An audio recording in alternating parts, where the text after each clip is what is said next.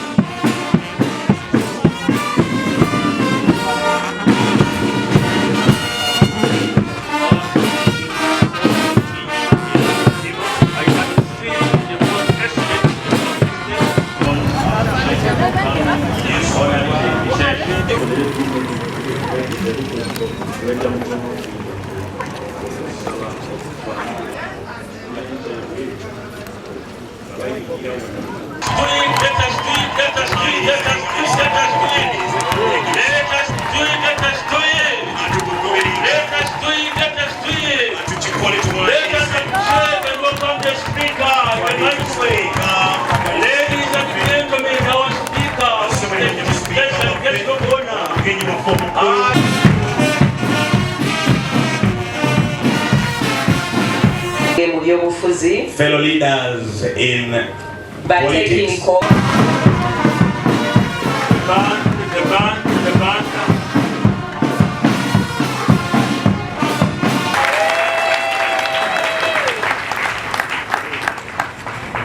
Allow me to communicate before you. I'm Mr. Stephen.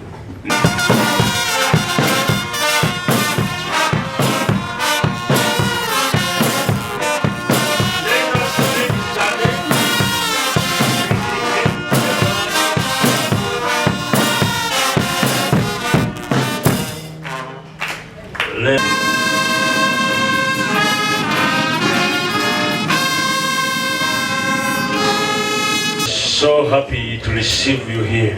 Tuli basanyufu nnyo okwaniriza wano. And you can witness our communicate before you.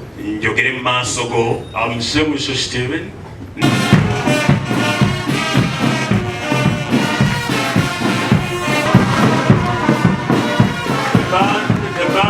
ban.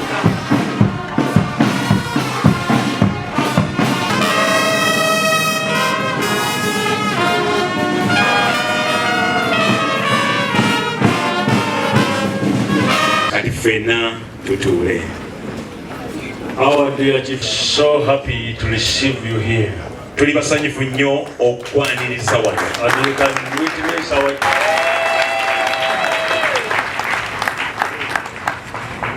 allow me okusingira ddala bannabyabufuzi okusinga gwendabako chairman wange LF3. Nalowoozezza nti bwempita omukulembeze w'ekyalo kino. The other chairpersons could follow recognized before you the presence of our women MP. I've done it because of the representation.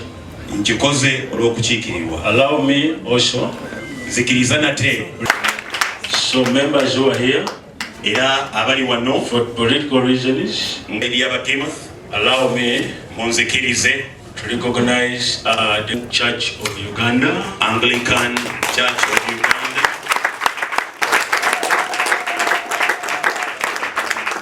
The seventh day. Close to you, Honorable Speaker, is the bishop. Basobole okuva ku stage. Let us appreciate the band. Thank you so much. Allow me at a time like this. Munzikirize mu kiseera bwe kiti. We are closing off. Ate nga yali ku kisanja kiri ekiwedde ate nga yakomyewo. Is in here tuwe omwaganya. So that we can receive the accepted. Thank you so much, MC. Omugenyi waffe omukulu esangibwa mu Namumira Anthony Watt. Phone number Anthony Watt. Speaker. Sir, right honorable speaker. Kweyanziza nnyo. We thank you. Ntwasoose okwaniriza mu that I'm the first chair to welcome you in kwe kukozesa obuvunanyizibwa bw'enzikiriza. RDC alina ka package kayagala okwogera. The RDC wanted As is done,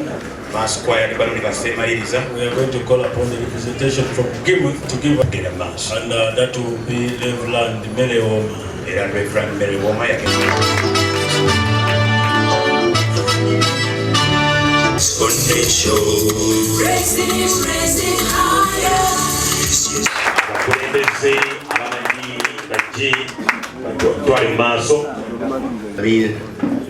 الرحمن الرحيم مالك يوم الدين اهدنا الصراط المستقيم صراط الذين أنعمت عليهم.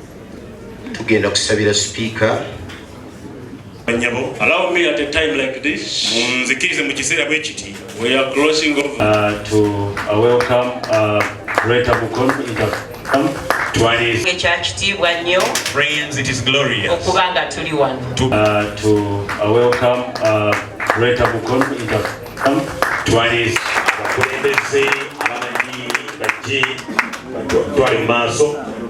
Administration. Thank you so much. الرحمن الرحيم مالك يوم الدين اهدنا الصراط المستقيم صراط الذين أنعمت عليهم. Tugenda kusabira speaker. East Africa.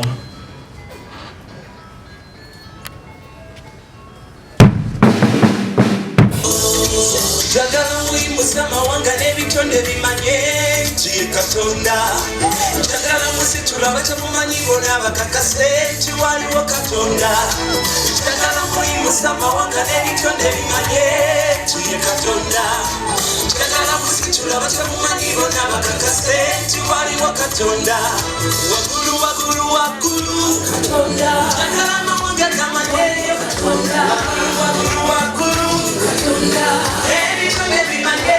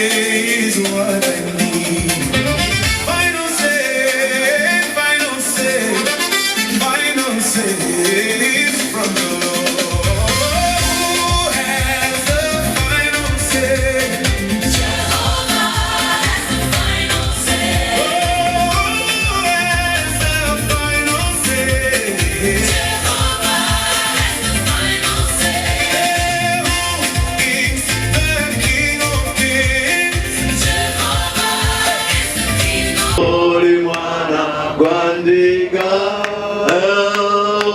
Musa Gunaziza Nevaza Omulokozi. Interfaith, the leadership for organizing such a gathering tonight, O God, to give thanks and celebrate with one another. Katonda w'ekisa Mukama tuyimuse gy'oli eggwanga lino Uganda mikono gyo kuva ku bukulembeze obwaggulu okutugendera wansi kweno si wano. Twebaza olw'omuddo gavana wa disitulikiti eno Ssentebe ne bonna abamuli wansi. Weebale Mukama olw'ababaka ba Paalamenti Katonda ffe nga bakiikiriddwa ne mu lukuŋŋaana luno. Weebale olw'abannaffe abatukuuma mu sekishoni zonna Katonda ffe n'omulimu omunene gwe bakola. Twongera okwebaza olunaku olulungi lw'otuwadde kubeera mu maaso go n'obudde obwoweevu. Katonda ffe tutwala Mukama buli maanyi, buli buyinza, buli ngeri zonna. Olunaku luno lubeere lulwo gwe Katonda ogulumizibwe kubanga gw'olonda abantu biseera kyabwe okukola mu biro byabwe. It is at this time that we chose the speaker and all leadership. Katonda w'ekisa abakulembeze baffe bonna tubaddira emikono gyo. Tusaba emirembe mu nsi yaffe Mukama. Bingi ebirabika nga tebigenda bulungi mu maseekati gaffe. Naye Katonda w'ekisa Mukama ataggwawo nga batuwadde abakulembeze. Leka babeere voice of peace. Leka babeere Mukama ensibuko ey'emirembe. Naffe bannansi Katonda w'ekisa otubeere okupromotinga n'okwagalizaganya emirembe. Tukwebaza olwa Ssaabasajja Kabaka wa Uganda. Emyaka 33 Mukama ku Namulondo. Taata weebale. Mwadde obulamu omukuumi. Nolwaliro nga majaguza ge Mukama naffe twegattaamu naye wakubadde tuli wano okwebaza olw'ekisa kye ekiri gye tuli. N'omukisa gwa Katonda. Kitaffe omwana omwoyo mutukuvu gubeere ku muddu Jacob. Gubeere ku Pulezidenti wa Uganda. Abakulembeze baffe bonna Mukama Katonda affe ekisa. N'olunaku luno Mukama lubeere omukisa gye tuli nga tuserebulatinga nga twebaza okwagalako ekisa kyo n'emirembe gyo bibeere mu ffe mu linnya Yesu Kristo Mukama waffe. Mukikubireko nakyo mu ngalo. Omutonzi waffe tukwebaza olw'ekisa ekingi ky'otutaddeko n'ekisa ekingi ky'otadde ku sipiika waffe owa Uganda Jacob Oboth. Omutonzi waffe ow'ekitiibwa basipiika bafuna ebizibu mu bitundu gye bawangaalira ne mu Paalamenti,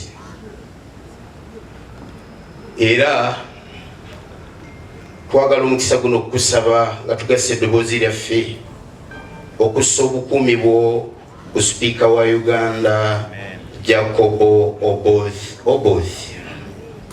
Omutonzi waffe ow'ekitiibwa tukusaba omufuule wa mukisa obusika omukisa gwo omunywerezi mu kifo ekyo ali kutataaganyizibwa mu mbeera yonna. Omutonzi waffe ow'ekitiibwa tukimanyi bulungi nti mu Paalamenti wabeerayo amalogo, wabeerayo ebizibu, wabeerayo ebisobola okumusumbuwa.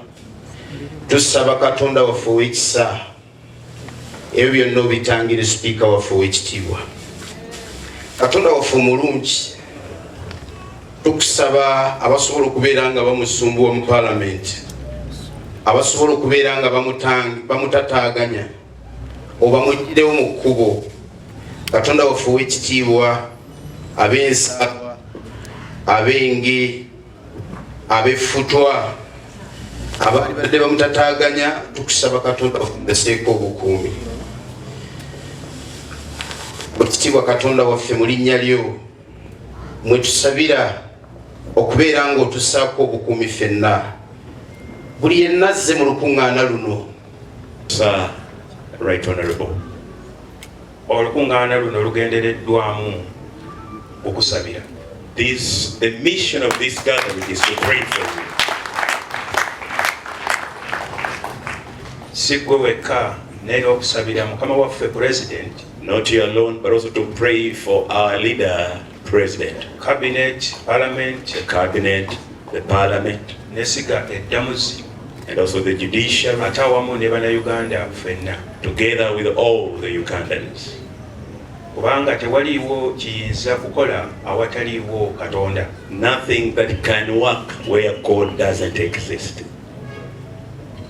Mbadde nsoma Bayibuli eno, I was reading the Bible, nti golokoka and the Lord God told Jonah, arise, ogende eri ekibuga Nineva okibuulire. go to the city Nineveh and tell it. Naye nze kye Jonah to go, but in hard time. abo abaali basomyeko ku Bayibuli eno egamba eraga nti Yona yatya okugenda. Those who have ever read the Bible, it shows that Jonah feared to go. Yatya okugenda olw'ekibuga Nineva ekyali ekizibu. Because of the city Nineveh that was so hard. Number one, Ekisooka, Nineveh had hated the Israelites. Nineveh yali yakyawa Abayisirayiri. Yet Jonah was an Israelite. Ate nga Yona yali Muyisirayiri. So he could not go and talk to to preach to the enemy. Teyandigenze kubuulira eri abalabe. N'olwekyo n'asalawo ye mu bulamu bwe okuva mu maaso ga Mukama n'agamba bino sijja kubisobola, kino ekibuga kye bangambye okugendamu tekisoboka. He decided to say, I cannot manage this because I'm told me to go to Era the house. Bayibuli eyongerako mu lunyiriri oluddirira ne lugamba nti ye mu kifo eky'okugenda okukola omulimu Mukama gwe yamulondera n'adduka mu maaso ga Mukama. Instead of him going to do the work God sent him for, he flee from the Lord. Era bwe yadduka, And when he ran away, Mukama n'amutaayiza. God encompassed him. Bassebo ne bannyabo Ladies and gentlemen, abaalondebwa okuweereza abantu ba Mukama Katonda, that were chosen to lead the people of God, oba yakulonda kuweereza makaago, whether he chose you to lead your family, oba LC1 or LC1, oba kulungamya parliament, or to direct the parliament, oba kulungamya kanisa. or to direct the church.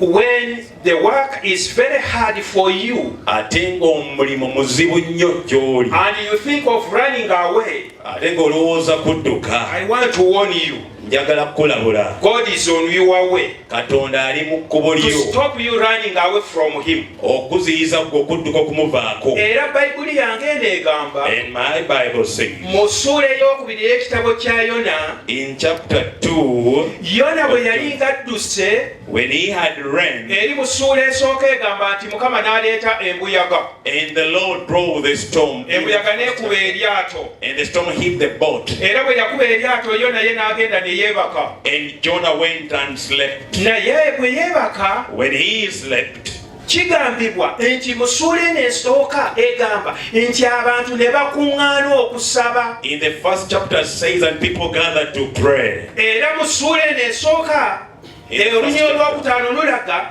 nti abantu bwe bakuŋŋaana okusaba, That when people gathered to ne pray, bagambagana buli omu asabe Katonda we. they said to each other, let everyone pray to his own God. Abasiraamu ne basaba, Muslims pray, Abakatuliki ne basaba, Catholics pray, Abalokole ne basaba, Pentecostals pray, Abaprotestanti ne basaba, the Protestants pray, Abaseventh Day ne basaba. the Adventists pray. Naye kino kireesenga ekibakulabirako. But I brought this as an example. Tebaali bannaddiini ab'eddiini eyesinza Katonda ow'omu ggulu. These were not, Naye buli omu yalina Katonda we. but everyone had Naye ne their. basalawo buli omu asabe Katonda we. They decided everyone to pray Ekizibu ekibatuuseeko eky'omuyaga kikkakkane. that the storm may calm down. Njagala ssebo mukadde waffe Honorable Speaker Right, Honorable Speaker, Elder Sir, okukutegeeza. I want to inform you. When the storm comes on your way, Omuyaga baguzzeemu the kkubo only lyo. solution is to pray. Ekyokuddamu kyokka kusaba. I want to inform all the listeners around here. Njagala kutegeeza bonna When abampuliriza. a challenge comes on your way, Ekisoomozo ekikulumba, don't just run away. todduka buddusi, Just pray. saba busabi. Era bwe Honorable Namboze Bachireke Kitiibwa Emmanuel, and Honorable Amanio, twagala kwaniriza ffe ng'abagimu twagala kwaniriza pulezidenti wa Uganda akomewo naye alabe ku kino. so that the president of Uganda can still come back and see how Mukono has developed. Tukusaba We request you, era nkusaba and I request you, bw'onooba okomawo when you come back, okomewo ne pulezidenti you come back with wa the president of Uganda. His Excellency Yoweri Kaguta Museveni Museveni, ne Mama Janet Kataha Museveni. together with our mom. Abawerekeddwako Honorable Nambozi.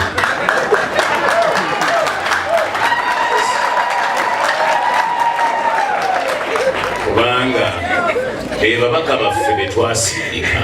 Because these are our honorables that we sent to represent us. Zaburi 133 egamba nti liweereddwa omukisa eggwanga eriyina Mukama okubanga ye Katonda. The Bible says that blessed is a nation that has God as its leader. I repeat myself. Zaburi 33. Psalm 33. Egamba liweereddwa omukisa Blessed is a nation eggwanga eriyina Katonda waalyo. that has God as its leader.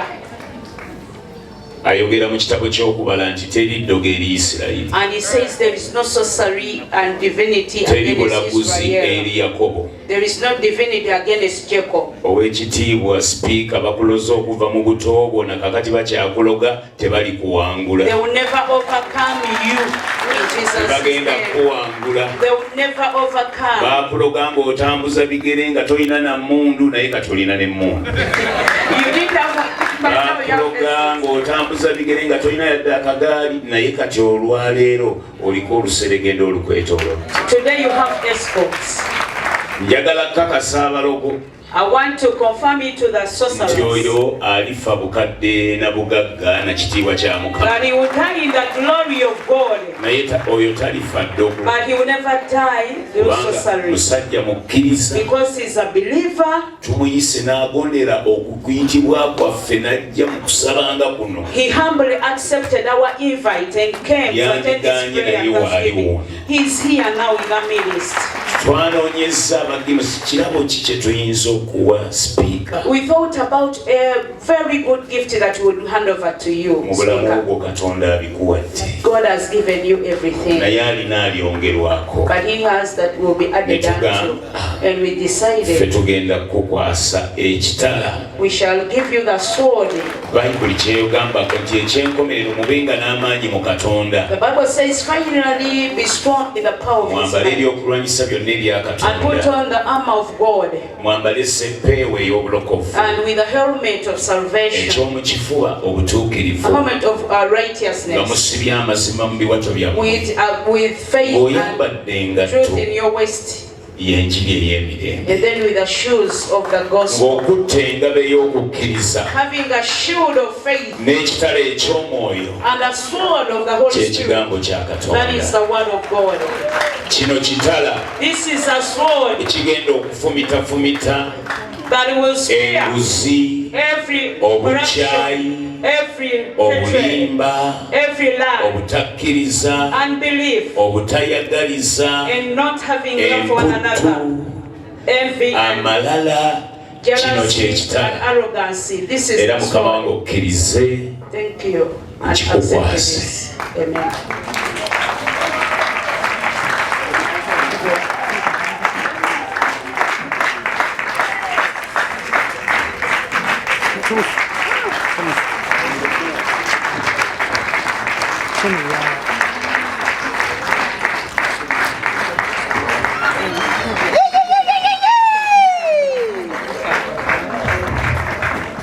Obugalo bannange.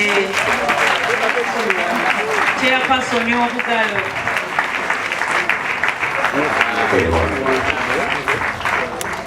N'olw'ensonga eyo For that reason, bannange mukkirize allow me,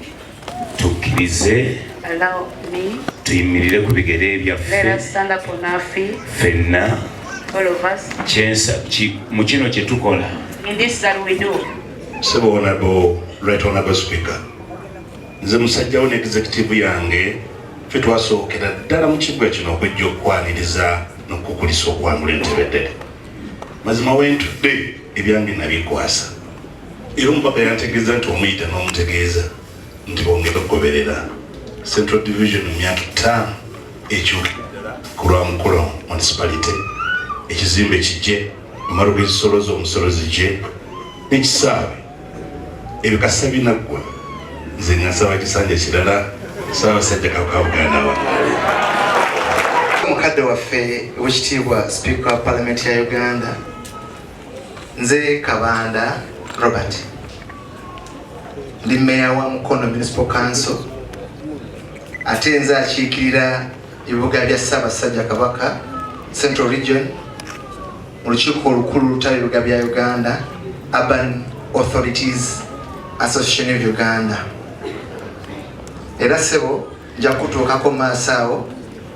I'm one of the few members abakiikirira ebibuga bya Uganda mu East African Local Government and County Association under the East African Community. Twagala kwebaza olw'omukisa guno. Njagala sebo okusaba Honorable Speaker, message yaffe eyita nnyo babaka abali awo. Byonna bagenda okwogera nga baweddwa omukisa, kkiriza nti biva mu ffe wansi ne bijja. Era nkusaba lwofunanga omukisa abantu abo batwera omukisa kubanga batwogerera. Naye olwaliro Honorable Speaker, nga bwe nfunye omukisa ogw'enjawulo, njagala okusaba nga mpita mu ntebe yo okwebaza government olw'enkulaakulana gy'otedde mu kibuga Mukono. Tuli ba mukisa nti tukulina, tubale tulowooza tubale tufunanga kitono, naye ng'oli mu kibuga Mukono tusaba nga gwe agaba keeki otwongereko. Honorable Speaker, tukyali bubi nnyo mu nguudo newankubadde nti gavumenti etuwadde zino, given our population n'ebyetaago bya Mukono baali baatubuuka. Naye Mukama wa buyinza kyakutuleetedde ebizibu bya Mukono tubyogera just for formality, naye kubanga obimanyi kubanga osula Mukono. Honorable Speaker, natulako naawe emabega eyo maaso ga Bishop Sebagala ne tusaba tuyite abakulembeze bame ba Parliament, ba commissioners bonna bali mu kibuga Mukono batuyambe okata ettaffaali ku kibuga Mukono. Nga mpita mu ntebe yo nsaba olagire abantu abajje bakwatagane naffe ba local government leaders twongere omuwendo ku kibuga kino ekya Mukono kubanga kisaanidde. Tulina okusoomoozebwa nti Mukono is the spillover of Kampala. The challenges and the problems that are Kampala have been directed to Mukono Street. N'olw'ensonga eyo tusaba ku mugabo gwa gavumenti gwetuwa nga Mukono municipality mutwongereko. So Honorable Speaker, nasanyuka ng'owangudde obwa Speaker sinzizeka n'abalala. Tusaba ssebo olagire mu bwangu ekkubo eriva ewuwo era eriyita industrial area ssebo likolebwe. Twafunye ekyekango nti AFCON eno yali tulowooza tegenda tuwa ekkubo eryo era n'obaka Parliament nga alipushinga, naye twagenza okulaba nga bawaddeko only 3.5 kilometers nga kitegeeza nti zikoma mu Wakiso mukka. So Honorable Speaker, bingi bye tulina n'olw'embeera y'obudde tesobola kwimalayo, katusabe nti obaka Parliament besobodde kwogera omwenga nnyo omwaganya ne banne batwogerere ku bulungi bw'ekibuga kino ekya Mukono. Nze Kabanda Robert, Mayor w'ekibuga kya Mukono. That when we become leaders, there is what we have in common. That is service delivery. After politics, we should unite, work together for the betterment of our people and service delivery. So when I see my honorables here, you know, Honorable Numbers, I like her. There is a lot we have in common. She's a teacher, I'm a teacher. She's a son fan, I'm a son fan. The only difference we have, I'm in NRM, she's in NRM. But the rest will be okay. So please, let us pick a leaf from these people. I was very happy when I came here.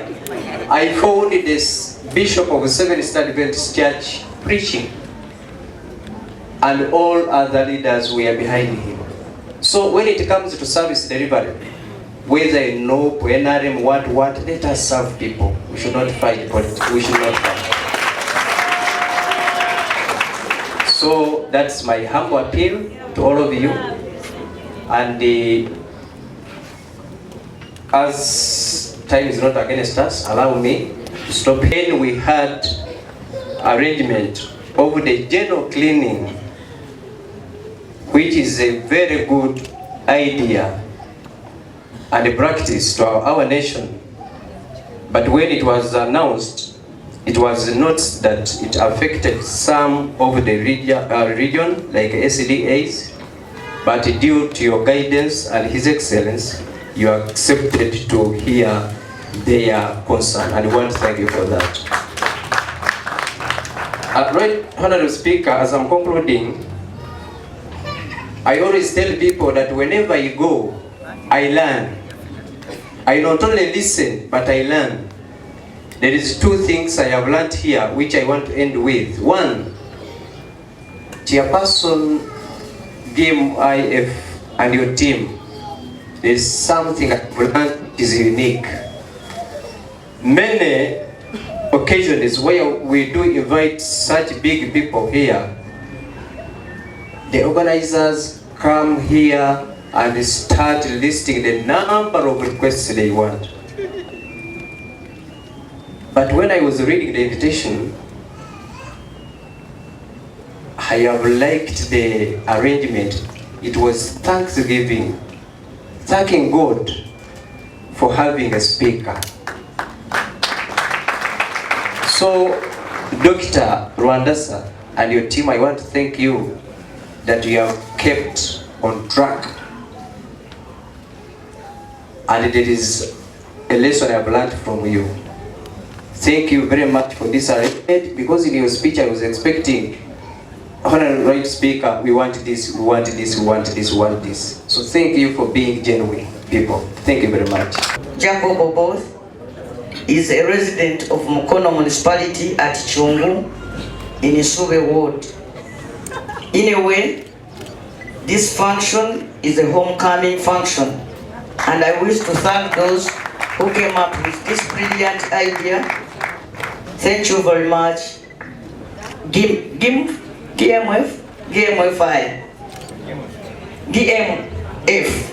Greater Mukono Interfaith Forum. Indeed, we thank God for the gift of life and leadership He has bestowed upon one of us, the Right Honorable Speaker. In addition, we needed to dedicate him to God, that the Lord grants him wisdom to run the important office he has been called to serve in. We pray that God grants him grace and he serves in so honorable manner as to glorify the Lord who has called him and to serve the purpose for which he has been elevated to that office. Mr. Speaker, I wish to inform you that in the most recent past, I've not witnessed an elevation of one of us that has been made with a lot of joy and excitement as your elevation gave to the people of Mukono.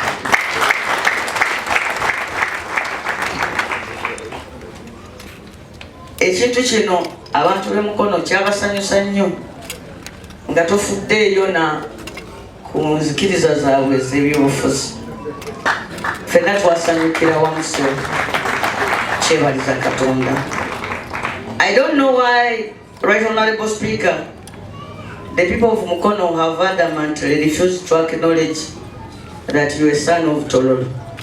And they have refused to admit, and I want them to own you, allow them to own you. They have refused stubbornly. I don't know if one of these days the people of Tororo will not call of a DNA test. Because the people of Mukono don't want to believe that you came and settled here. They want everyone to believe that they produced you. We want to thank the people of Tororo who gave you to us. And we want to thank that person who brought you to Mukono. Now that you are here, you are our own, and we want to celebrate you. I wish to thank the Mukono Interfaith Forum for inviting us for prayers and dedicating our speaker. I want to testify that indeed he needs prayers, but it is not true that there is a lot of witchcraft in Parliament. It's not true. But however, every leader needs prayers. Mr. Speaker, a while ago my colleague came here and told you that your party had won elections by whatever percentage. If that is what we call winning elections, then this country needs players. But I want to say as a Ugandan that we need to build a new consensus for this country. We need to build a new consensus for Uganda. A Uganda that serves us all. A Uganda that recognizes our difference. A Uganda that will allow us to live in our diversities, but all enjoy Mother Uganda's opportunities and privileges. A Uganda where Betty Namboze, who comes from the National Unity Platform, can be in one house with the Speaker, with an NLM, but all working for one great mission, one greater good, a Uganda that serves us all.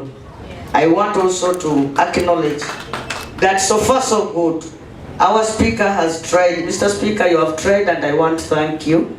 Speaker, njagala mukubire nnyo engalo. Njagala kubabula opera kyatukulembedde bulungi. Sekaaga kumala kubeera w'enaalemu okuteeseza obulungi bwa Mukono, naye teyeetaaga kumala kubeera wa NUP okuteeseza obulungi bwaki bwa Uganda. Ffenna tukkirizibwe buli omu abeere mu nsikiriza ye, ne ffenna tukolere obulungi obwaki obwa Uganda eyawamu. Kakati Speaker, ffe tulina obudde bungi omubuulira ensonga mu Palamenti, ate abantu batudde dda wano nnyo. Tutudde wano ne tweyogeramu ne mukwano gwange ono, tugamba ffe leero tetugenda kusaba Speaker bintu, tumanyi gye tubimukola ki, gye tubimusabira. Kyenvudde nsaba mukwano gwange mukyala Amaniyo ye ababuuzeeko, bw'amala obabuuza akozesa ekitiibwa ekingi ayite Speaker gy'ayogere gye muli. Webale nnyo the Bishop atuyise wano olwaleero, GMIF betulonchiza olwaleero, mwenna abakulembeze mu biti byammwe kansabe ntambulire ku protocol gye baayogedde. Baŋŋambye nti mbabuuzeeko, obudde bugenderedde ddala, kambabuuzeeko mu linnya lya Kitaffe Katonda. Omukama mulungi obudde bwonna. Assalamu alaikum wa rahmatullahi wa barakatuh.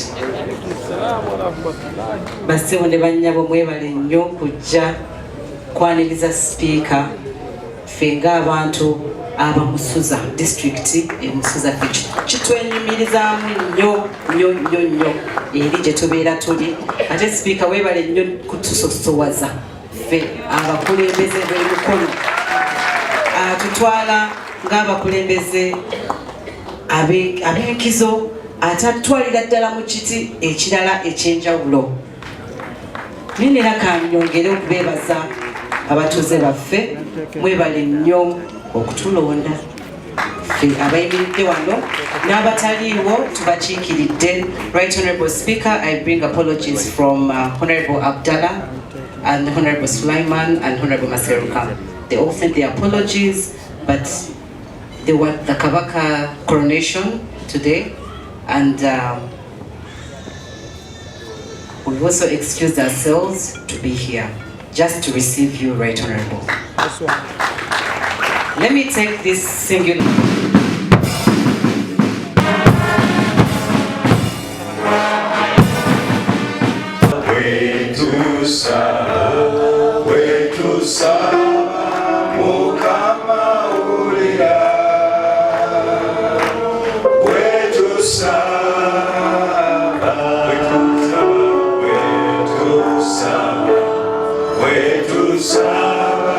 Mukama ulira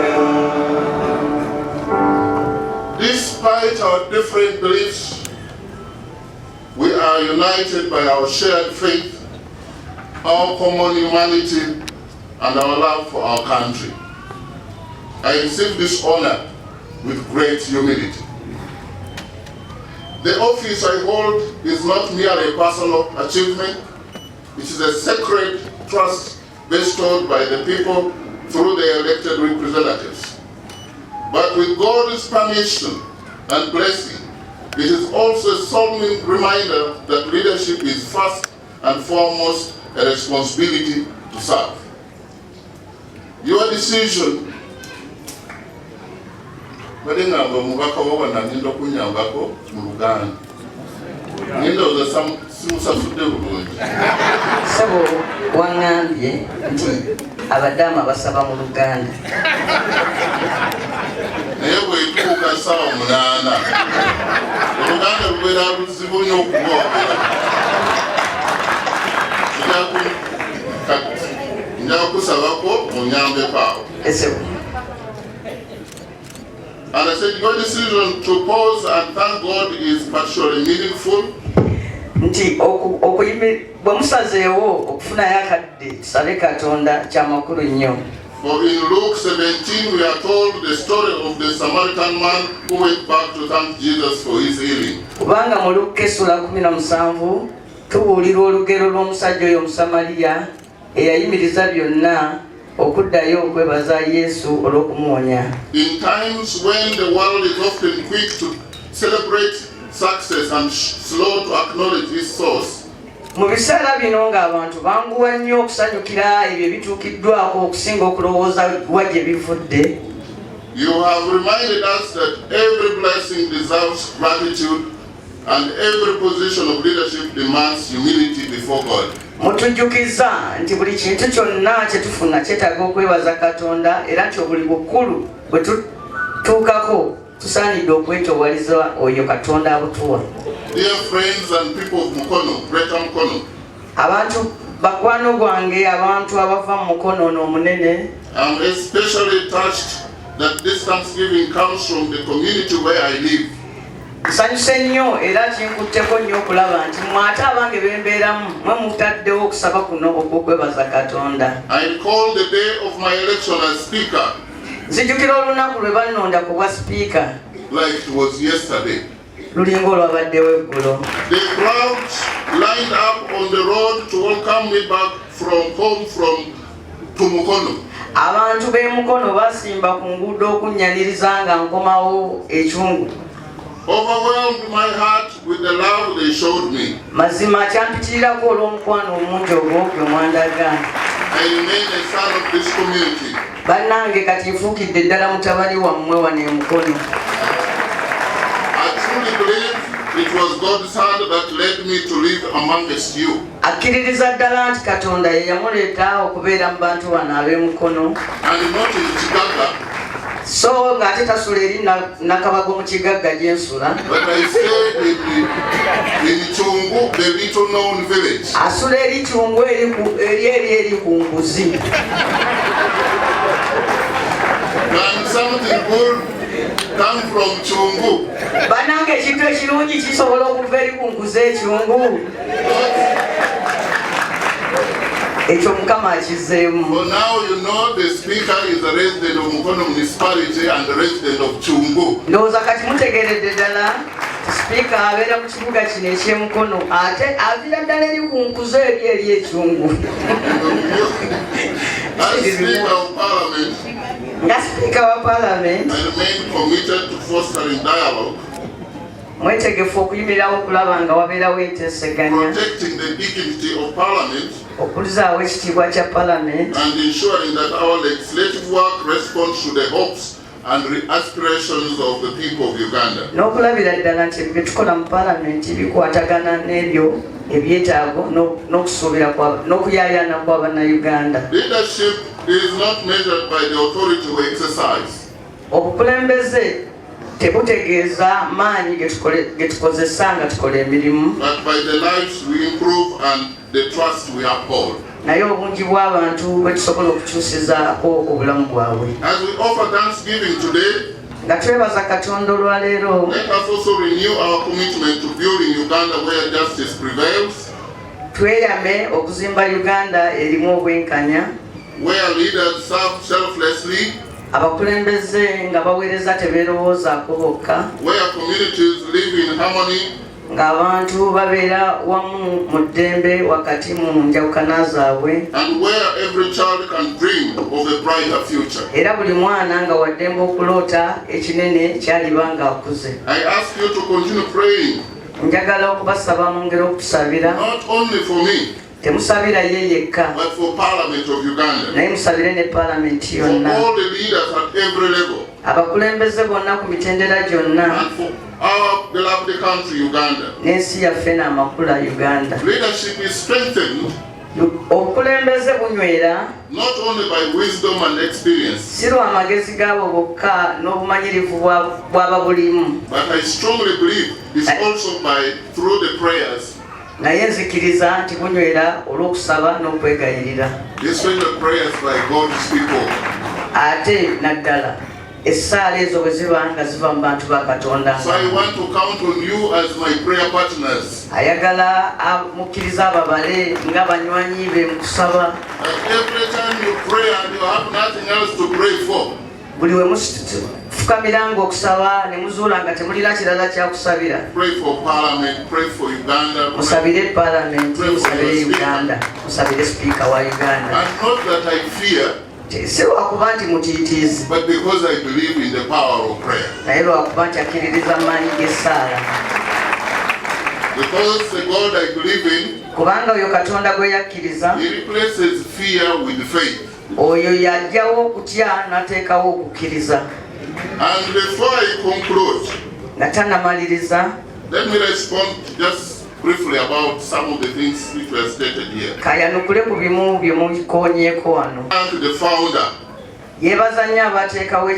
Greater Mukono Interfaith Forum,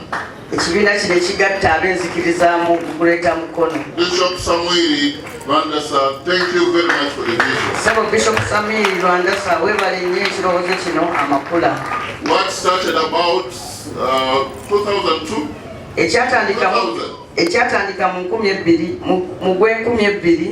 And now today, 2026, we are here attending prayers organized by the Interfaith Forum of Mukono.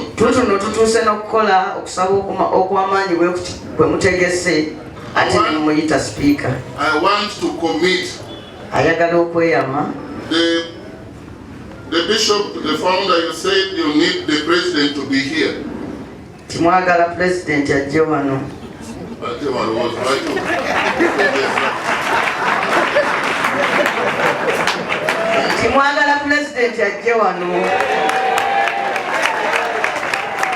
I want to commit that we shall work out with you that an invitation is made to him. I can guarantee that he will come. The reason he will come is what I have seen here. Government loves where people are united. Seeing the Muslim leader giving prayers in the ground of a church. Giving roles, seeing roles being, shared. I'm going to personally write to him. In Mukono, there is the hand of God. He's doing something. Because government is interested in seeing people working together. I've seen my former friend here, my former colleague in Parliament. He's still my friend.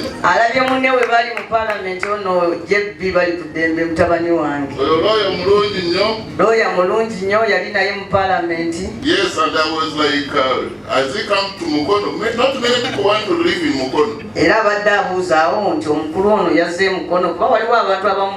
bagenda ne batayagala nnyo okubeera eno Mukono. But Mukono, until today I didn't know Mukono means the hand of God. Bulijjo abadde tamanyanga nti Mukono kitegeeza omukono gwa Katonda. Now I have seen ever since I became speaker, okuva lwe yafuuka speaker akirabidde ddala. The people of Mukono who are dealing in real estate. Abantu b'e Mukono abatunda amataka. They all say me as the speaker. Baga nti tukutwala osula eri okumpi newa speaker. A plot at this much me as the speaker.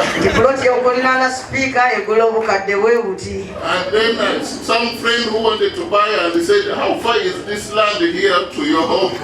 Waliwo ne munne yali ayagala okugula yamubuuza nti waayi wano wengula waliwo kabanga ky'okutuuka ewuwo. And I said, I'm in Chungu. This place looks like it's after Nasuti. Nti ate kati nze ndi Chungu ate gw'oli Nasuti. But I am in Mukono. That is near me. Naye ekikulu tuli Mukono era oli mulirwana wange. So we believe God that something good is about to happen in Mukono. Njagala kukkiriza Katonda ky'akoze nti ekinene kigenda kubeera e Mukono. And yesterday I had the Minister of Health. Jo yabadde ne minisita akola ku by'obulamu. I know somebody who works in Mukono Hospital and there are some challenges there. E Mukono awo ku ddwaliro waliwo obuzibu bungi. I have talked to the MPs here. Ayogedde naffe ababaka be. And by the way, even if we are not of the same party, wadde tetuva mu kibiina kimu. I have learned one thing in life. Yayizeeyo ekintu kimu mu bulamu bwe kati. If you ask God for something A, Katonda bw'omusaba kino, and He gives you B, n'akuwa kiri. God's principle is that love what you've gotten. Yagamba yagala kyakuwadde. If you don't get what you prayed for, oba tofunye weenaaleemu, love what you've gotten. Yagala nnyo namboozi ow'eniyupi. I want you to continue supporting them. Ayagala mweyongere okutuwagira mmwe. You have no choice in the next 5 years. Mu myaka etaano egiddako temulina kyakukola. But now the way we are working together with them. Naye engeri gyakolagana naffe obulungi. Because speaker has never come from Mukono. Tewabangawo speaker ava Mukono. We are going to work with them. Tugenda kukola ffenna. We are going to work with the MPs, the mayor, the division, central division. MP, came with the councillors to me. Ne mayor wa central division yagendayo dda ne bakansala ewuwe. And there are so many things that we can be able to do. Era bingi mazima bye tujja okukola nabo. We shall get more road stomached here. Enguudo nyingi Mukono zigenda kweyongera okubwa koolaasi. Because how would God pick somebody from Chungu? Kale Katonda alonda atya omuntu w'ekyungu? Should have been somebody from Nakabago. Tiwakiri oba yali badde ow'e Nakabago mu kigagga.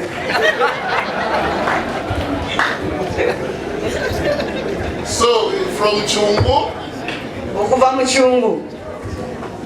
Simanya abameka bano abasoma Bayibuli ekitabo kya Tito kigamba nti nakulekawo olongose ebyasigala wa mukoleeti. Musoma Bayibuli mwe kati nange kuleeti wange yechungo ate Mukono. Twagala ebeere bulungi erabike bulungi ng'erina ne kolansi. Chungu akwaka speaker amaliridde eyanzanyisewo. So we are in negotiation with the central government. Tuli mu nteeseganya ne gavumenti eyawakati. You said there's an engineer here in charge of Greater Kampala. Waliwo inginiya akulembera ebyenguudo mu Kampala n'emiriraano. We are going to talk with the leaders here. Tugenda kwogera n'abakulembeze. They are supposed to write some other letter. Tugenda kuwandiikayo n'ebbaluwa endala. And some work will start. Omulimu gulyoke gutandike. So the hospital eddwaliro eryo is near the main road. Yeriri wano. I asked the minister that I live in Mukono. The first hospital, if I have a problem as speaker, will be Mukono Hospital. Yagambye minisita nti munnange nze sipiika wonsula Mukono nga waguddewo obuzibu bwonna banzirusa wali ku ddwaliro ly'e Mukono. My firstborn was born in Mukono. N'omwana we omuberebere bamuzaalira awo. Mukono Health Center, it was Health Center 4 what? Yali 2004, what was it? Mubbiri Mwena. Yeah. 2004 when I had my first born. Yalinga dispensary. Awa we watyo ngalilinga eddwaliro erese center 3. But now that girl is about 20, she made 22. Kati omwana wa myaka 22. So that, and now we are here also. Kati tutuno wano. So I said we need to do something about this hospital. Tulina okukola ekinene ku ddwaliro eryo. So I've gotten the chairman LC5. Ssentebe wa LC5. With your team. Ne tiimu yo. We only need land to build a hospital that deserves where the speaker comes from. Twagala ettaka tulyoke tuzimbe eddwaliro amakula erisaana sipiika w'abeera. You tell me when you have land and then we work with these MPs, we shall make sure that they... Twogere tumulage bulazi ttaka akwatagane n'ababaka eddwaliro libeewo. Who appreciate they are added more. Mu Luganda tugamba nti weebale era kumazaawo ebibyo.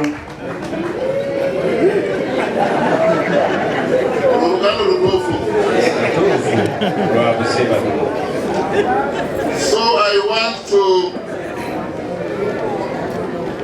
want to conclude by saying ayagala kumaliriza ng'agamba that may the Almighty God continue to bless the Greater Mukono Interfaith Forum. Kyasabye Katonda ow'ekisa ayongere obbawo omukisa mu abagreeta Mukono Interfaith Forum. Bless the people of Mukono. Abantu b'e Mukono atuwa omukisa. And bless the people of Uganda. Era omukisa abantu bannayuganda bonna. And I want to today officially launch the Greater Mukono Interfaith Forum. Lwekyo sipiika atongozza omwaliiro guno ogwa Greater Mukono Interfaith Forum. By launching, I believe that the leaders will help you make it rotational. Today we are here, I want to hear next year we are somewhere. Abasaba nti nno enkiiko zino zigendenga nga zituula leero tudde wano luli tuleka ate awalala. So that we shall make a point that we the leaders we shall be able to support you. N'olwekyo ate ffe abakulembeze tulyoke tubawagirenga mmwe. And it is true, I never got any request. Mwebale nnyo temulina kye mumusabye ekyamazima. I just want to thank God. Era mu ekyo yeebaza Katonda. And since I was not asked anything, but nga bwe mutasabye, I also read the Bible, naye asoma Bayibuli, which says that don't come to the house of the Lord empty-handed. nti engalo ensa tojjanga nazo mu nnyumba ya Katonda. I know that you've taken some initiative to prepare for this day. Amanyi nti nno muwaddeyo kinene okutegeka olunaku nga luno. So there is some humble is humble. Because you know the 20-something billion we've removed it from Speaker's office. Ani nti ye yejjako obuwumbi 27 obwali mu ofisi ye obw'okugaba n'abujja mu ofisi ye n'abuddiza. Money is good but it can bring you problems. Abalala sente nnungi naye ziyinza okuleetera ebizibu. So this one is not a kutiya. Kati atodde katono kaalina taleese kikutiya. So towards this function we put in a humble contribution of 10 million. Aleseyo miliyoni 10 zokka.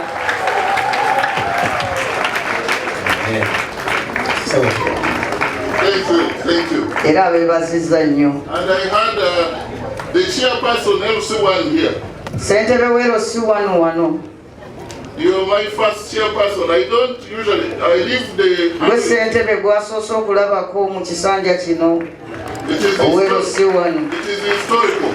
Okoze ebyafaayo, ogeze mu byafaayo. Now I have a letter for you. Akuwandiikiddeyo akabaluwa. And read from home. Genda okasomeremu eka. Nasoma naye oyo olw'engalo. Genda okasomera eka. May God bless you all. Katonda abawe nnyo omukisa sipiika yagubawo eno. Bade banyageragane MP wange baluwa Basebo ne banyabo band is ready.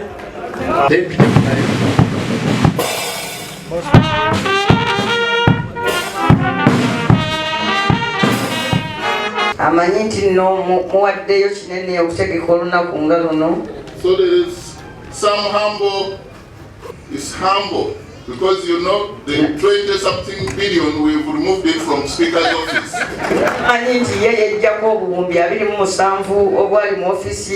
Money is good, but it can bring you problems. So this one is not a kutia. So towards this function, we put in a humble contribution of 10 million shillings.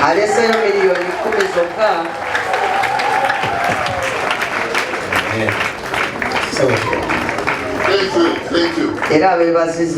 And I had the chairperson LC1 here. You're my first chairperson. I don't usually, I leave the...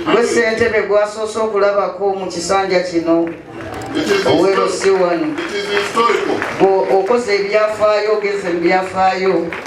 Now I have a letter for you. And read it from home.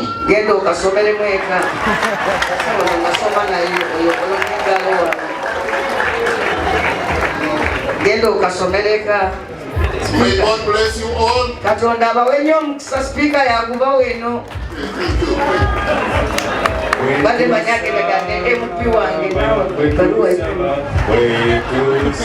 Basebo, the Band is ready.